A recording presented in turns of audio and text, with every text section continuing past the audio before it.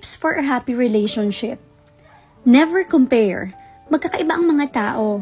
May kanya-kanya tayong positive and negative sides. Huwag i-compare ang asawa, boyfriend or girlfriend sa ibang tao. Tignan natin ang magagandang bagay na meron sila and tulungan silang i-improve ang mga bagay na hindi nila kaya. Be contented. Madalas naghanap tayo ng kulang sa buhay natin, pero wala kasing perfect na relasyon. Matuto tayong i-appreciate ang mga bagay na meron tayo kaysa mag-focus sa mga wala. Learn to compromise. Sa panahong magkaiba kayo ng gusto, opinyon at desisyon, pag-usapan nyo. Hindi pwedeng isa lang yung masusunod.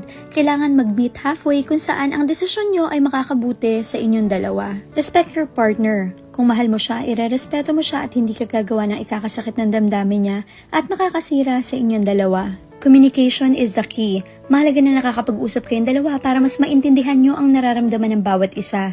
Kapag may problema, walang ibang taong magre-resolve niyan kung hindi kayong dalawa.